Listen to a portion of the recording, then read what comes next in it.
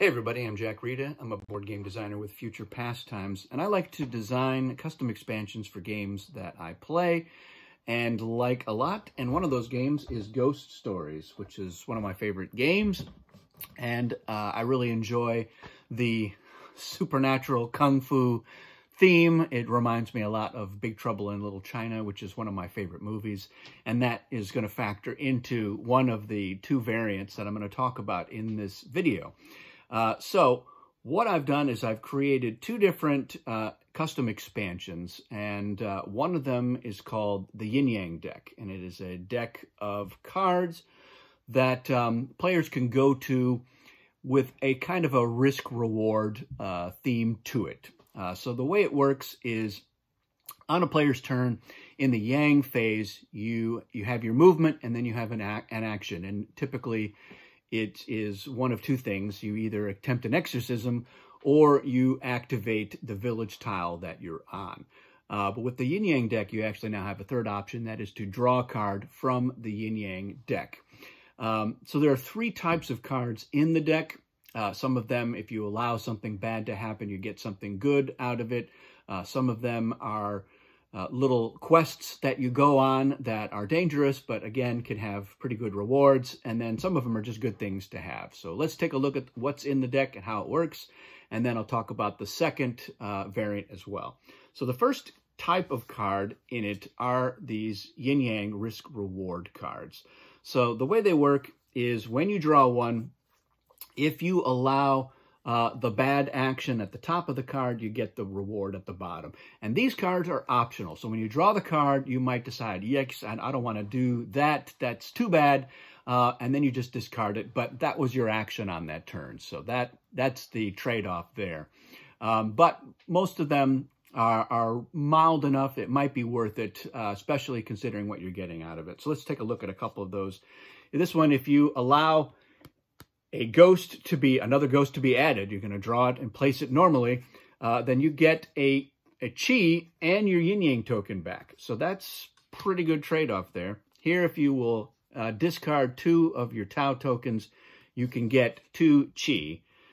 This one, if you roll the curse die, you can just get rid of any ghost. Obviously not an incarnation. Here, if you get rid of one of your Tao tokens, you get a Buddha. If you get rid of a chi, you can get any 2 Tao tokens. And if you let all of the haunters on your board advance, then you can get a crystal. And this is from the White Moon expansion. So it's designed to work with that, but you can certainly remove those cards or ignore them or draw again if you're not using that expansion. The second type of card are the animal totems. And these correspond to the Chinese zodiac. So we have the rabbit totem, and the dragon totem, and the snake totem, and the dog totem. And you'll notice that they are in the 4 player colors. So the way these work is if you have one of these, irrespective of which color you get, you can always choose to discard it on your turn as if it were a Yin-Yang token. And the Yin-Yang token lets you use a village tile that you're not on, or it lets you unhaunt a tile by flipping it back over. But if you do have the tile, or the card rather, that matches your Taoist, then when you attempt an exorcism, you can set one of your dice to your player color. Now, obviously, that's only going to work if you're exorcising a ghost that matches your player color, but that's pretty powerful. So if you're red and you've got the dragon totem, you can set one of your dice to red before rolling the other dice to attempt to exorcise that ghost. So if you are green and you have the red totem, what you can do is on your turn, if you are in the same village tile as that player, your action can be to give them the totem so that they can then use it.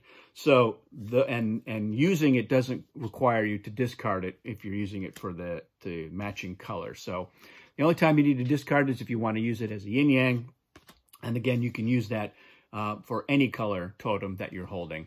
But I think obviously you want to try to get the totems to their matching players, and that can be cumulative. So if you have 2 red totems and you're the red Taoist, that lets you set 2 of your dice to red before you make a roll, which is really going to improve your chances of exercising red ghosts. The third type of card that is in the Yin-Yang deck are the Chamber of Hell cards, or the Chambers of Hell, and there are 18 of those. We have 24 of these, obviously 12 of the Zodiac, and 18 Chamber of Hell cards. So when you draw one of these, you're actually going to take your Taoist off the board, and you're going to put them on the card, and they're going to attempt to defeat the chamber. Works very much like exercising a ghost. You're going to have to get these results. But what's important is here you have to actually have a green Tao token. You can roll the dice, and you can use tokens for these two results up here. But rolling 3 greens is not going to defeat the Chamber of Wind and Thunder. So you would actually need to have that token. Now, if you are unable to defeat the chamber or unsuccessful, there's going to be a penalty. So in this case, you would lose one of your Tao tokens if you don't make it. But if you succeed, you get the reward on the bottom right. In this case, you would get a Qi, and you would get your Yin-Yang token back. So again, the rewards on these can be very good, and it can be worth it. But you really don't want to even draw from the Yin-Yang deck unless you have, you know, a couple of Qi that you can spare to lose, or have a couple of tokens, the different Taoist tokens, because there's always a chance that you're going to need to use those, and you don't want to be stuck. Because if you don't succeed, you're actually stuck on that card on your next turn, and your action can be just to come back, but that's your action. Another player, before your next turn, can spend their Yin-Yang token to bring you back to the board at any point. And when you do come back from a Chamber of Hell, whether you are successful or not, you get to go to any village tile. So there's a lot of different, 18 different chambers. We have the Chamber of Tongue Ripping here, which requires you to get 2 red results and give up a Qi. And if you don't succeed, you lose a Qi. But if you do succeed, you're going to gain 3 Qi. So that's a big deal. Here we have the Chamber of Scales. Again, there's a tall order of things you need to do. And here, there's an extra penalty. If you don't succeed at the start of your next turn, you're going to lose a Qi. So failing, you'll add a ghost, and you'll lose a Qi at the start of your next turn unless somebody spends a Yin-Yang token to bring you back early. But the success is you get any 3 Tao tokens. So there's a lot of interesting, and these are all real things that are drawn from Chinese mythology and mysticism. The Chamber of Pounding, the Chamber of Torso Severing, the Chamber of Flames, the Chamber of Eye Gouging. So yeah, I think it's an interesting mix of thematics that you add to the game. So that's the Yin-Yang deck and how that works. The other thing I want to talk about is the Big Trouble in Little China variant that I've created to add in. And I actually have a couple of different versions of this. It's just these 4 cards. I have one version where they're shuffled into the Yin-Yang deck, and the cards could show up that way. And there's another one where they're shuffled into the Ghost deck, and they may show up that way. So let's talk about what's in the deck. Let's start with Jack Burton here. So when he's drawn, you're actually going to add a Jack Burton miniature. This is the orange shotgun guy from Zombies, so that's who I use. He goes on to the center village tile. And on your turn, after your movement, if you end your movement, or if you start your turn in the same village tile as Jack Burton, you can take over Jack Burton for the turn. And Jack Burton gets a move, and then he gets to do an action as well. And his ability is that he can use any colored Tao tokens when attempting an exorcism. And if you're using the White Moon expansion, villagers in the same tile as Jack Burton can't be killed. Instead, his figure gets knocked over, and villagers remain invulnerable as long as they're in the same tile as Jack Burton. So that's pretty handy. Anytime Jack Burton is knocked over, and if he fails an exorcism, he does get knocked over. If you want to take over for Jack Burton, you have to use your movement action to make him stand up, and that's his movement. So Jack Burton can be very helpful, but he does get knocked down quite a bit.